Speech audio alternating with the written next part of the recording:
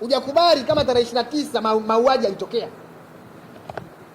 Hujakubali kama tarehe 29 Watanzania waliuawa, watu walipoteza ndugu zao, ndugu jamaa na marafiki, watu waliojeruhiwa.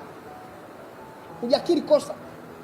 Hujakubali, wewe ni mbishi tu, hutaki kuelewa, hutaki kukubali. Alafu nataka maridhiano. Maridhiano ya nini?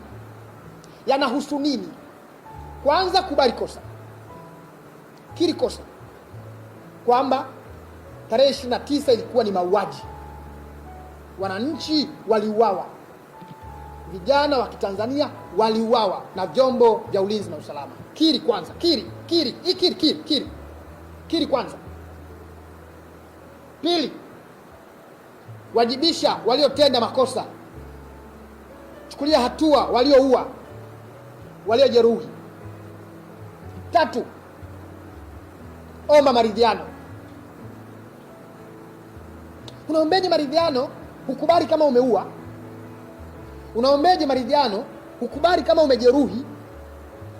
Unaombeje maridhiano walioua wapo makazini, hawajachukuliwa hatua yoyote?